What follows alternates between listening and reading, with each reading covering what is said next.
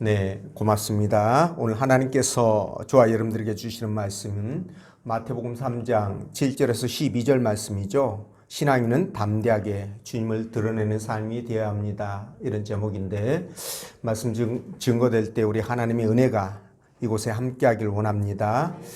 네, 날씨가 며칠 전에는 굉장히 더웠었지 않습니까? 그렇죠? 근데 또 이렇게 또 추워지고, 이런 날씨가 5월 달까지 아마 계속될 겁니다. 이제 5월 하순 들어가면 이제 그때는 이제 본격적으로 이제 더워질 텐데요.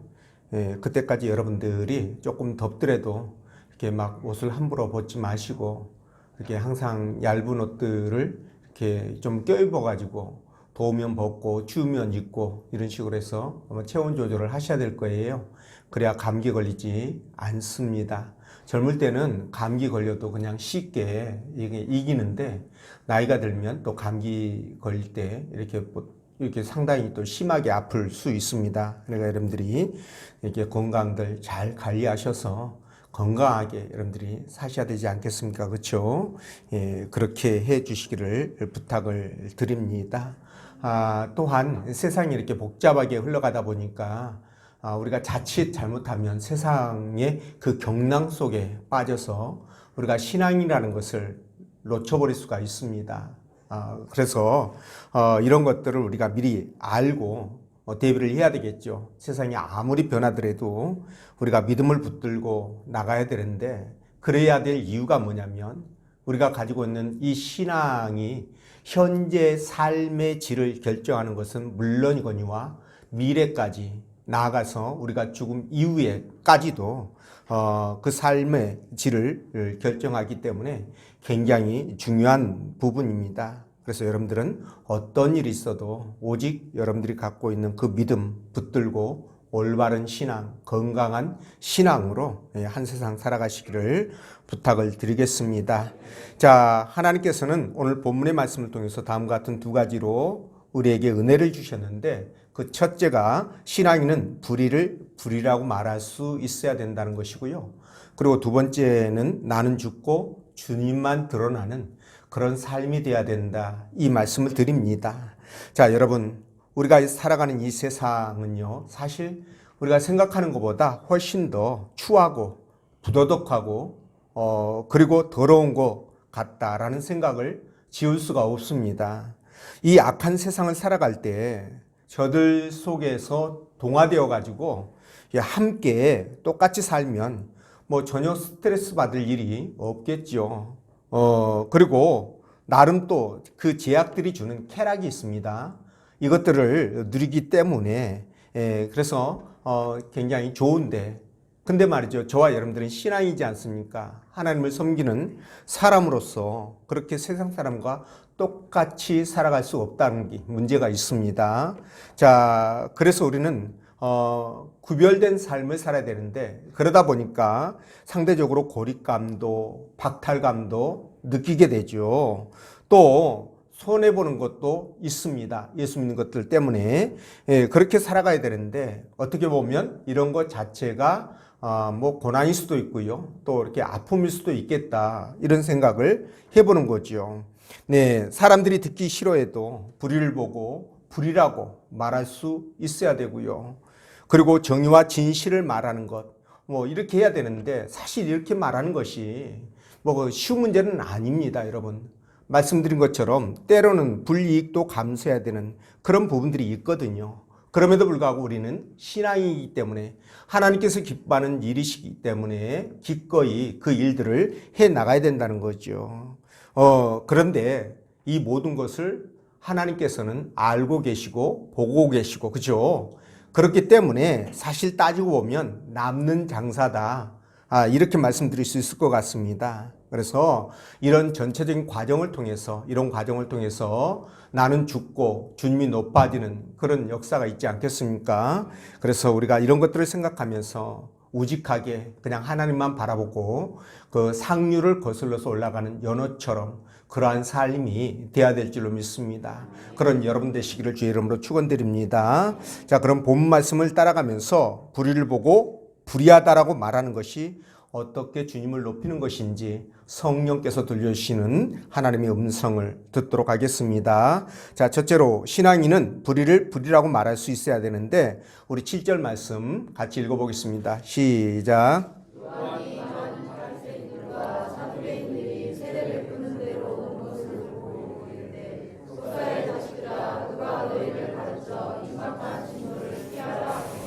아멘. 자, 세례 요한이 베레아 지방, 그러니까 요단강 근처에서 사역을 할 때 그가 먹는 음식, 그리고 입는 옷, 그리고 말하는 이런 그 메시지, 이런 것들이 예사롭지 않았죠. 이걸 보고 많은 사람들이 혹시 그가 그토록 기다려왔던 메시아가 아닌가 이런 생각을 해서 그에게 몰려들기 시작합니다. 그런데 그 몰려드는 무리 가운데서는요, 오늘 본문 속에 등장하는 바리새인 그리고 사두개인들도 거기에 있었거든요. 그런데 이들을 본 세례 요한이 뭐라고 얘기하냐면 독사의 자식들아 누가 너희를 가르쳐 임박한 진노를 피하려 하더냐 이렇게 강하게 질책을 하고 나섰거든요.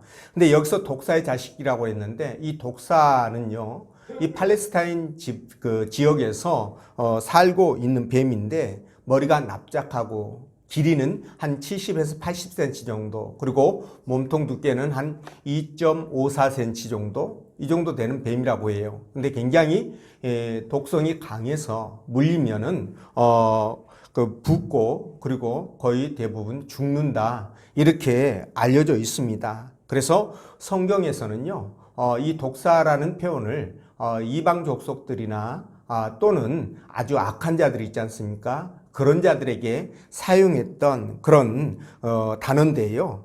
오늘 이 세례 요한이 바리새인과 사두개인을 보면서 독사의 자식들이라고 그렇게 준엄하게 저주 비슷한 이런 말을 지금 퍼붓고 있거든요. 왜 이들에게 이렇게 독사의 자식이라고 불렀을까라는 부분을 생각을 해보면 좀 이해가 되는데요. 자, 이 바리새인들은 굉장히 엄격한 종교 생활과 그리고 율법을 잘 준수하는 것 때문에 백성들에게 신망을 받게 되고 그리고 지도자로 인정을 받게 되죠. 그런 부분들이 있었고 또 예수님도 이 바리새인들이 열심으로 신앙생활하는 그 자체를 칭찬했던 그런 적이 있었습니다. 그리고 이 사두개인들은 부활도 없고 천사도 없고 영적 세계도 없다 이렇게 주장했죠. 그런데 이들은 대제사장직을 이렇게 물려받으면서 대대로 이렇게 노마와 결탁하면서 유대 사회에 아주 최상층으로 그렇게 돈과 권력을 누리면서 호의호식하면서 세상과 타협하며 그리고 세상 지향적인 그런 삶을 살았던 그런 종교 무리들입니다. 자, 근데 이 두 계층은요, 이렇게 여호와를 빙자해서 하나님을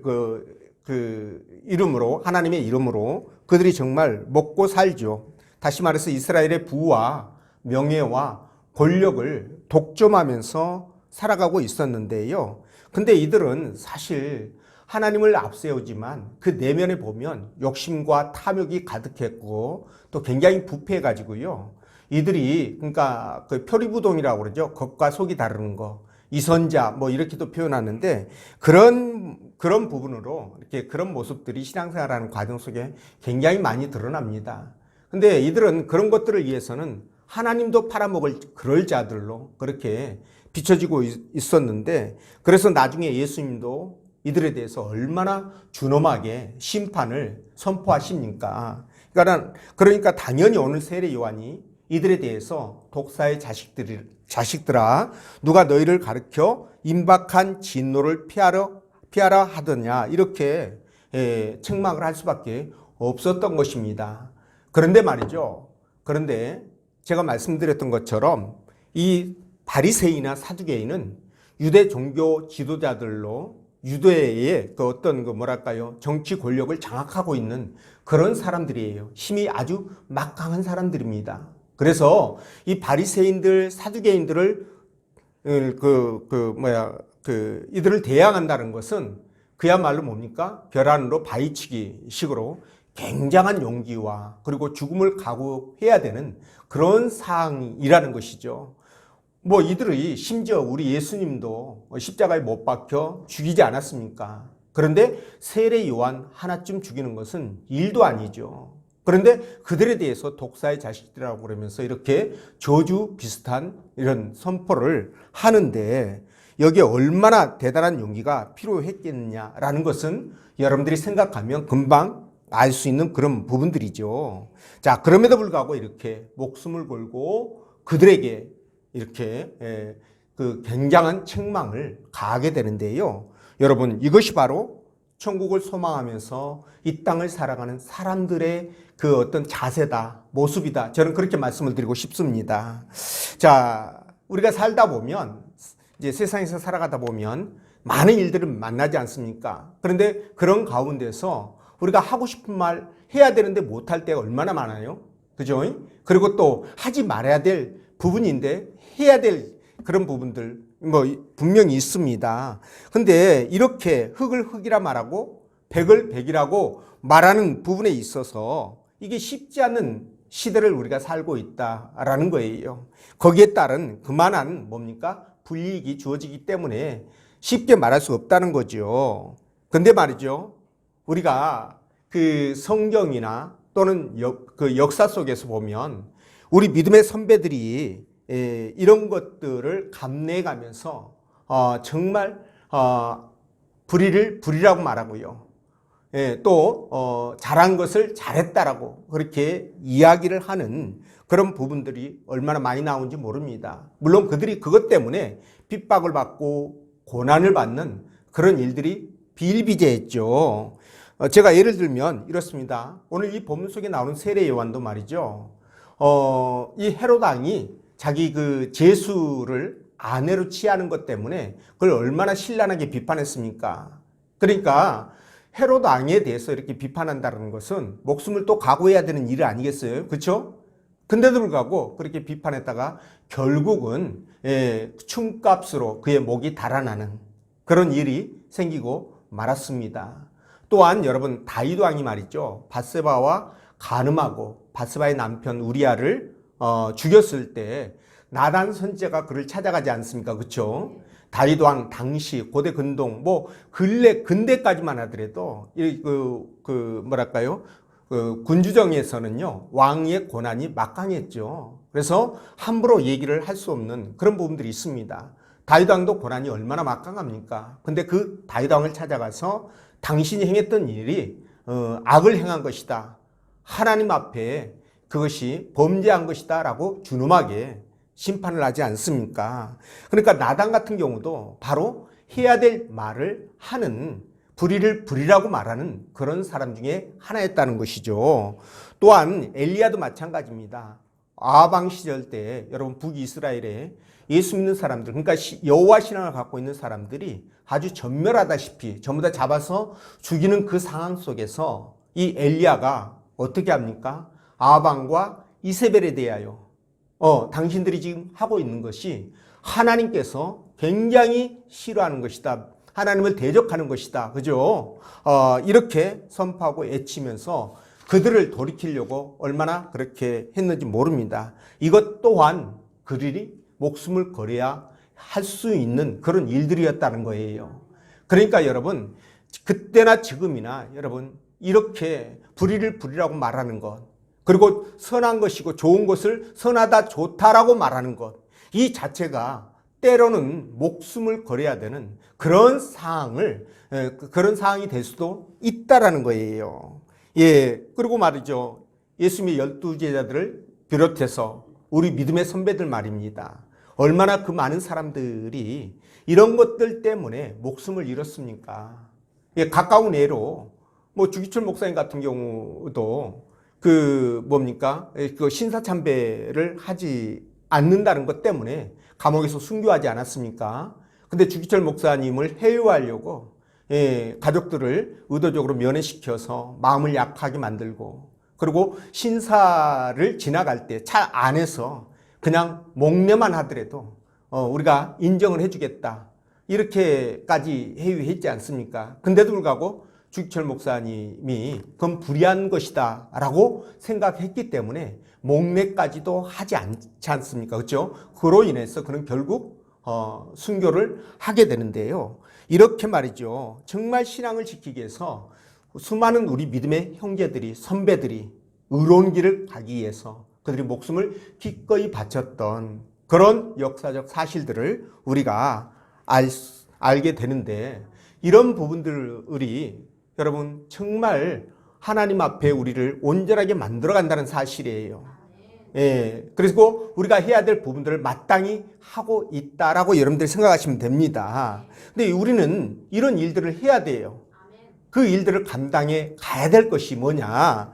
에스겔 3장 17절 18절 보면 이렇게 말씀하시는데, 인자야 내가 너를 이스라엘 족속의 파수꾼으로 세웠으니 너는 내 입의 말을 듣고 나를 대신하여 그들을 깨우치라. 가령 내가 악인에게 말하기를 너는 꼭 죽으리라 할 때에 네가 말하지 않아 가지고 깨우치지 않아서 악인이 그것을 악한 길에서 떠나지 않는다면 어떻게 된다고요? 그 악인의 그 핏값을 너에게 찾겠다라는 거예요. 이게 하나님께서 우리에게 말씀하시는 부분이지 않습니까? 그러니까 불의한 것은 불의하다, 선한 것은 선한 것이다 라고 분명하게 이야기를 해서 상대방으로 하여금 자기를 돌아보게 하고 깨닫게 하고 돌이키게 하고 이렇게 해야 된다는 것을, 이런 사명을 우리에게 주셨다는 것을 하나님께서 분명히 말씀하고 있지 않습니까? 그런데도 우리가 살아가는 삶 가운데서 내가 불이익을 당한다라는 것 때문에, 그죠? 사람들과의 관계가 훼손되어져서 왕따를 받을 것 같다는 느낌 때문에 그런 것들에 대해서 우리가 망설이거나 주저앉는 경우가 얼마나 많이 있습니까?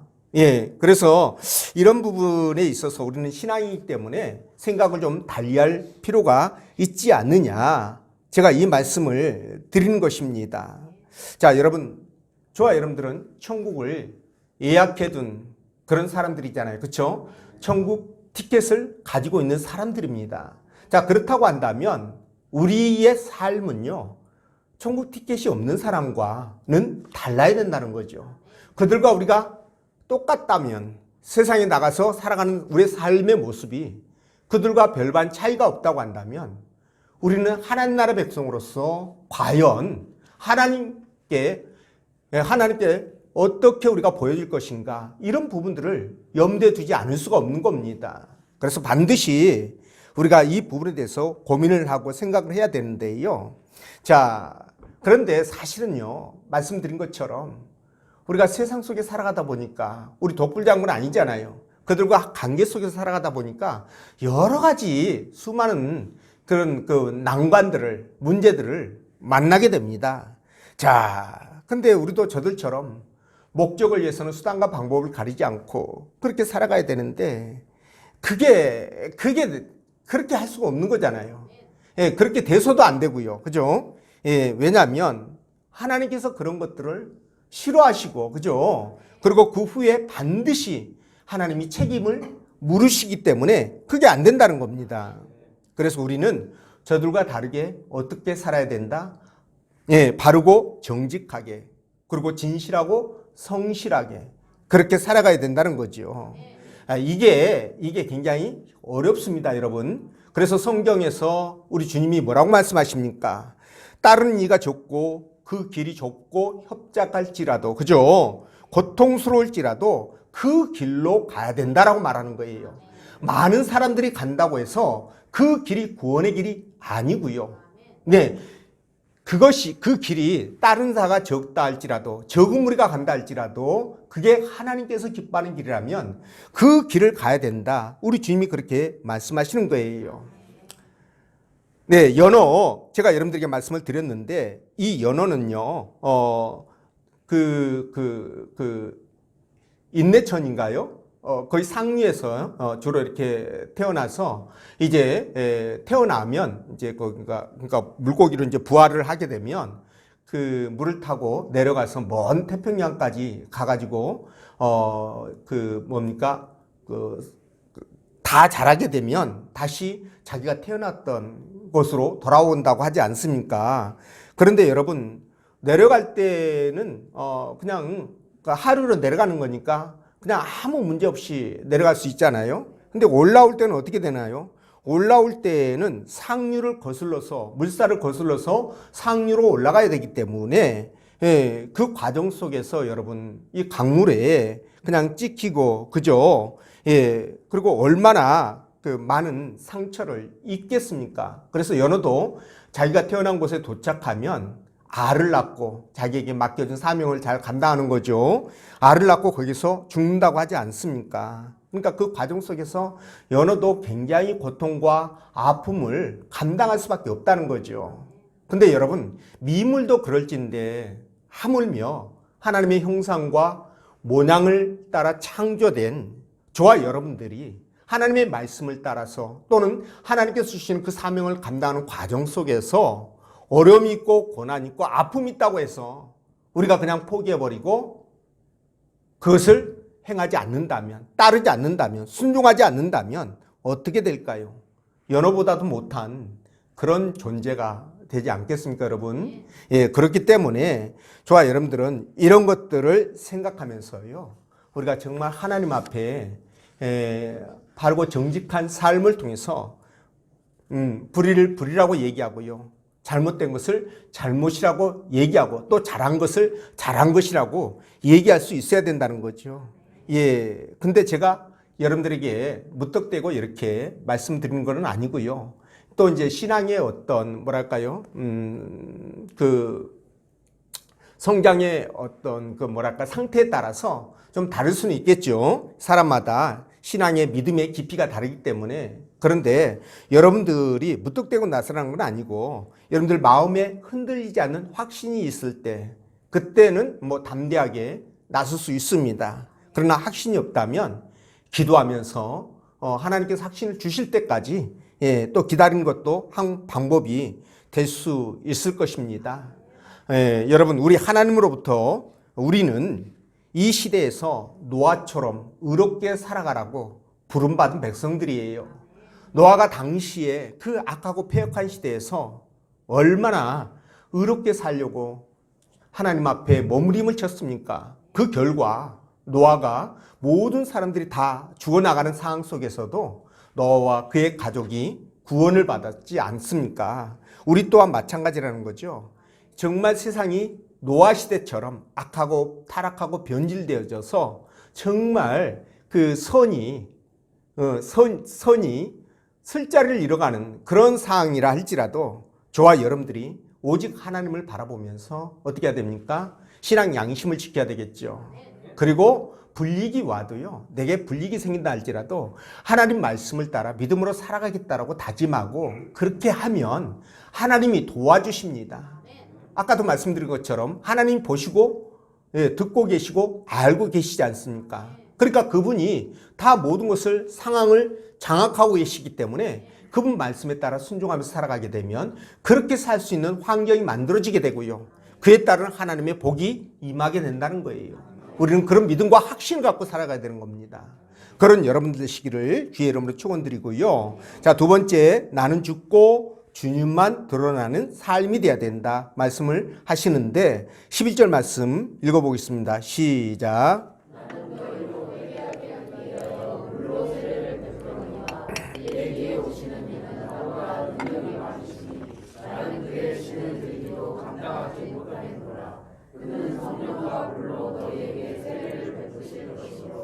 아멘. 자, 세례 요한이 바리새인과 사두개인들에게 회개를 선포하며 강하게 책망하면서 하신 말씀이 바로 이 11절 말씀입니다. 그런데 이 말씀을 보면 내 뒤에 오시는 이는 나보다 능력이 많으시니 나는 그의 신을 들기도 감당하지 못하겠노라, 이렇게 말씀하죠. 근데 같은 평행 구절인 누가복음 3장 16절에서는요, 나는 그의 신발끈 풀기도 감당하지 못하겠노라, 이렇게 말씀하셔요. 자, 이 말이 왜 나왔을까? 그 배경을 살펴보면 이런 건데요. 자, 모여든 군중들이 아까 말씀드린 것처럼 이 세례 요한이 선포하는 메시지가 범상치 않은 것, 또 행색이 범상치 않은 것 때문에 혹시 이분이 위대한 선생이거나 선지자거나 아니면 메시아거나 그런 분이 아닐까라고 심중에 마음속으로 생각하는 것을 세례 요한이 알고 자기는 뭡니까? 내 뒤에 오실 분, 그러니까 메시아에 비하면, 예수 그리스도에 비하면 나는 그분의 신발끈을 풀기도 감당치 못할 만큼 미천한 자다라는 것을 밝히는 과정에서 나오는 말씀이에요. 자, 이 말에 이제 그 배경을 알려면 유대 풍습을 조금 알아야 되겠죠. 자, 유대에서는 건조한 날씨 때문에 굉장히 먼지가 많고 또 모래 이런 것들이 많지 않습니까? 그래서 신발을 신는데 샌들, 그러니까 우리로 말하면 샌들이라고 그러죠? 샌들이라고 그러나요? 샌들이라고 그러나요? 예, 그 신발이 있습니다. 근데 그 신발을 신고 다니는데 이 신발이 이제 그 모래 이제 구덩이에 빠질 수도 있고 길 자체가 안 좋으니까 질척거리는 길에서 벗어지기가 쉽지 않아요. 그래서 벗어지지 말도록 이 끈으로 있지 않습니까? 이 끈으로 이 헝겊 같은 걸로 신발하고 발하고 이렇게 견고하게 고정시키기 위해서 이렇게 붙들어 맵니다. 근데 이걸 누가 했느냐? 바로 종들이 그 일을 감당했던 것이죠. 좀 재력 있는 사람들이 이야기겠죠. 종들이 그 일을 감당했는데, 그러니까 세례 요한이 하는 말이 뭐냐면 나는 그런 종들보다도 더 못한 존재다라는 것을 얘기하는 거예요.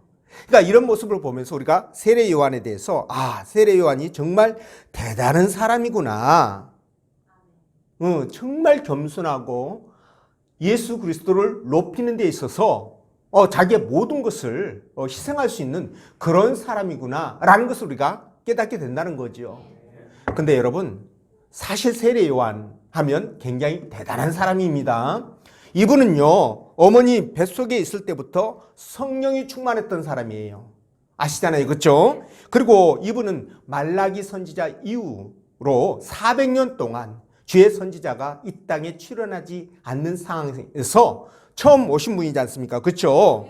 그래서 많은 사람들이 구름처럼 인파가 몰려오는 그런 가운데서 어쩌면 오늘날로 보면 그 아이돌 있잖아요. 유명한 BTS, 이스라엘의 BTS 이렇게 생각하시면 될 것 같아요. 예, 그런 정도의 인기를 누렸던 사람입니다.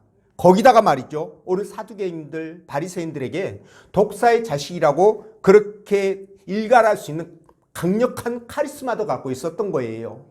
예, 여기다가 하나 더 뭐냐? 사람들이 당신은 메시아냐? 라고 질문을 받을 정도로 권위도 갖고 있었다. 이 부분을 생각한다면 여러분, 이런 세례 요한이 자기를 일컬어서 나는 종보다 못한 사람이에요. 나는 그에 비하면 아무것도 아니고 미물에 불과합니다. 이런 얘기 아니겠습니까? 그러니까 이 정도의 어떤 어떤 멘탈을 갖고 있다고 한다면 정말 이 세례 요한은 대단한 사람이다라는 것을 우리가 알 수가 있습니다. 그리고 한마디 더 붙이죠. 그분은 나는 물론 너희에게 세례를 주지만 그분은 불과 성령으로 세례를 줄 것이다 라고 말씀하잖아요.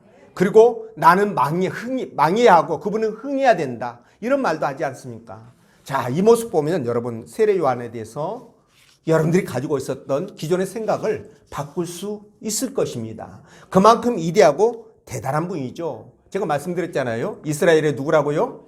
BTS, 그죠? 예. 그 정도의 사람이 오늘 이런 자세를 취한다. 정말 그는요, 자신의 한계와 그리고 자기가 해야 될 일에 대한 본분을 확실하게 알고 있었다는 것을 우리가 느끼게 되는데, 근데 말이죠. 사실 이런 세례 요한 같은 그런 우리가 심성을 갖고 있다면 아마 여러분들은 세상에서 가장 큰 부자가 됐을지도 몰라요. 그 위대한 여러분들이 정말 주의 선지자가 됐을지도 모르겠습니다. 근데 오늘날 말이죠. 오늘날 현대사회는 자신을 자랑해야 될 그런 그 필요성이 분명히 있습니다. 예.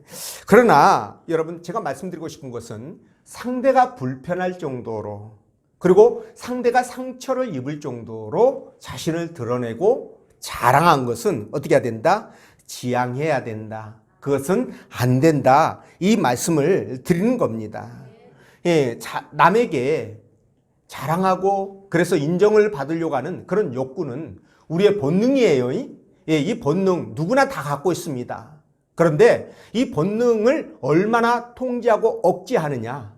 뭘 위해서? 하나님의 영광을 위해서 또는 주님을 높이기 위해서 내가 얼마나 억제하고 통제하느냐. 이것의 차이이지 분명 본능으로 갖고 있습니다. 그런데 이 본능을 마구잡이로 사용해서 아까 말씀드린 것처럼 상대를 불편하게 하고 사람들에게 상처를 준다면 이거는 교만이라는 거죠. 불신앙입니다. 이건. 예, 신앙인으로서 이건 정말 이런 자세는 버려야 된다는 거죠. 자기를 드러낸다고 하니까 어떤 사람이 자기를 잘 드러낼까 이렇게 생각을 해보니까 정치인들하고요 보니까 그죠? 이런 말이 있습니다. 정치인들은 부고 외에는 자기가 죽었다는 부고 외에는 어떤 경우든가 그것이 나쁜 것이라고 할지라도 스캔들이라고 할지라도 매스컴에 오르내는 것이 좋다 이런 말이 있다고 합니다. 참 더럽죠, 그렇죠? 있을 수 없는 얘기를 그렇게 하는데 뭐 그들이 뭐 세상 사람이니까 당연히 뭐 그럴 수 있겠죠. 근데 저와 여러분들은 부패나 또는 스캔들 이런 것들이 오르내리면 되겠습니까? 이거는 신앙인으로서의 치명적인 것이고 나가 하나님의 영광을 가리는 것이잖아요. 그러니까 이런 잘못된 생각들이 만연되어 있다 보니까 신앙인들까지도 뭡니까? 정치인이 되면 다 개돼지가 되는 것 같은 느낌. 저는 정치인을 신뢰하지 않습니다. 정치인은 거짓말을 위해서 태어난 사람 같은 그런 느낌을 갖고 있기 때문에 저는 신뢰하지 않아요. 그러니까 누구도 신뢰할 수 없는데 오직 하나님만 신뢰하시면 돼요. 그분은 우리를 속일 일이 없고 우리에게 사기칠 일이 전혀 없습니다. 그분이 말씀하신 것은 반드시 이루시고 성취하신 분이시기 때문에 우리가 절대적으로 그분을 믿고 의지하면 여러분 우리에게 복이 됩니다. 그러니까 주님만 의지하면 되지 정치인들 말 듣고 여러분들 투표하거나 그러면 절대 안 됩니다. 자, 그래서 어쨌든 간에 저와 여러분들은요 우리 주님만 높이고요 내 자신은 낮아지는 그런 스탠스를 취해야 돼요. 왜냐하면 우리 주님은요 참 신기하게도 우리의 생각과 다른 부분들이 굉장히 많은데 우리가 말이죠 스스로 높아지려고 나를 드러내려고 자랑하고 막 교만해가지고 막 이러면 주님은 어떻게 합니까? 낮추죠. 낮춥니다. 그런데 상석을 양보하고 말석에 가서 앉으면 어떻게 됩니까? 끌고 와서 상석에 앉으세요 이렇게 해주잖아요. 그렇죠? 무슨 뜻이에요? 그러니까 나를 겸손하게 낮추고 형제를 높이고 주님을 높이고 그러면 어떻게 된다고요? 주께서 우리를 높여주신다라는 거예요. 마치 여러분 시소게임과 똑같습니다. 시소게임과. 그러니까 한쪽이 높아지면은 한쪽이 낮아지잖아요. 시소는. 그죠? 반대 경우가 또 생기고요. 그런데 똑같은 거예요. 내가 높아지고 내가 사람들에게 그렇게 잘난 척 발버둥 치면 여러분 우리 주님은 반드시 나를 낮춥니다. 여러분들 경험 많이 해보시잖아요. 그렇게 했다가 조금 시간 지나고 그러면은 예상치 못한 곳에서 어떤 일들이 터져가지고 뒤통수 맞는 경우들 얼마나 많습니까? 그렇죠? 반면에 여러분들이 낮춰서 형제를 높이고 주님을 높이고 내가 겸손하게 낮아지면 우리 주님은 반드시 알고 나를 높여주시는 이런 부분들을 삶 가운데서 체험하시고 그렇게 살아가시라는 거예요. 그래서 잠언 4장 8절 보면 그를 높이라 그리하면 그가 너를 높이리라 높이 들리라 만일 그를 품으면 그가 너를 영화롭게 하리라 이렇게 말씀을 하시잖아요. 그렇죠? 이런 걸 보더라도 시소 게임이 맞구나 이걸 우리가 알 수가 있어요. 우리 노예가 코로나 이전에는 한 달에 한 번씩 이렇게 모임을 가졌는데 코로나 이후에 이제 두 달에 한 번씩 이렇게 올레를 합니다. 근데 올레 때마다 올레 같은 경우는 큰 문제가 없어요. 정기노예 같을 때는 이제 안건들이 막 충돌하는 부분들이 있는데 근데 이제 그래서 별 문제가 아니고 아무것도 아니니까 그냥 이렇게 쉽게 은혜롭게 넘어가도 되는 제가 판단할 때는 그런 부분들이 참 많거든요. 근데 어떤 분은 이 절차상의 문제를 제기하고 그리고 사안마다 손을 들면서 따지는 그런 분들이 있습니다. 그러다 보니까 회의가 지체되고 서로 간의 마음이 불편해지고 그런 경우들이 있거든요. 왜 그럴까? 저는 이제 생각을 해봤어요. 그랬더니 어떤 생각이 들었냐면, 내가 그만큼 잘났다, 똑똑하다, 그죠? 이런 것을 드러내기 위해서 그럴 수도 있고요. 또 자기의 존재감을 한껏 부각시켜가지고 사람들에게 인정을 받으려고 하는 그런 부분들 때문에 그런 거 아닌가, 이런 생각이 들었습니다. 그런데 과연 그런 모습이 그분에게 도움이 될까, 이익이 될까라는 생각을 해보면 소탐대실이다, 저렇게 결론을 내릴 수밖에 없었습니다. 그렇지 않겠습니까, 여러분? 그래서 여러분, 그것이 죽고 사는 문제가 아니라면, 죽고 사는 문제가 아니라면 그럴 이유가 전혀 없습니다. 그래서 잠언 29장 23절에 뭐라고 얘기합니까? 사람이 교만하면 낮아지게 되겠고 마음이 겸손하면 영예를 얻으리라, 이렇게 말씀하거든요. 그래서 만약 여러분들이 나를 드러내고 싶다, 자랑하고 싶다, 높아지고 싶다, 막 그런 생각이 들잖아요. 본능이니까. 그럼 어떻게 해야 돼요? 오늘 세례 요한처럼 주님을 높이시면 돼요. 주님을 자랑하시고 주님을 높이시면 됩니다. 그러면 주님이 높여주신다고 말씀했잖아요. 그래서 주님께서 세례 요한이 그렇게 높이는 것을 보면서 뭐라고 얘기합니까? 여자가 낳은 자 중에서 이보다 더 큰 자가 없다라고 얘기해요. 가장 큰 자다라고 말씀하십니다.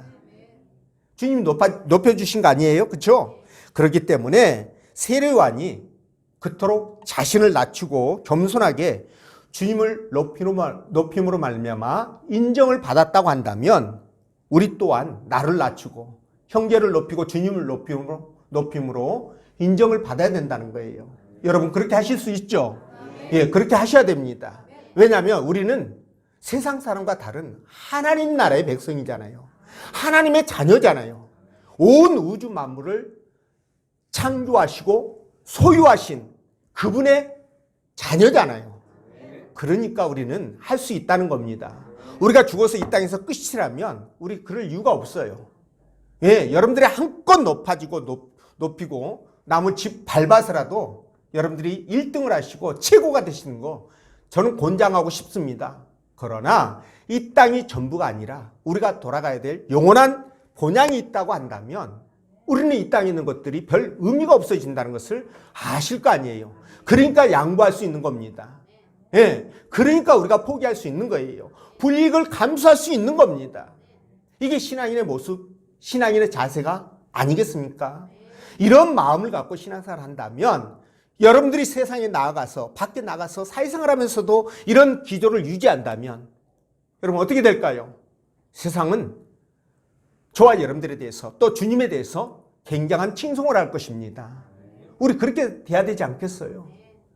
내가 신앙생활 하면서 10년, 20년, 30년 하는데도 불구하고 여전히 세상적 마인드를 가지고 세상 사람과 구별됨이 없이 그렇게 산다면 우리는 주님 앞에 책망받을 수밖에 없지 않겠어요? 그러니까 오늘 이 모습을 보면서, 세례 요한의 모습을 보면서 우리의 모습을 돌아보자는 겁니다.